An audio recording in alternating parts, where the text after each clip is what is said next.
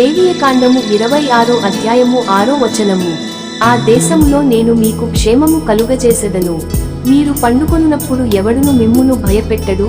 ఆ దేశములో దుష్టమృగములు లేకుండా చేసెదను, మీ దేశములోనికి ఖడ్గము రాదు. Leviticus chapter 26 verse 6.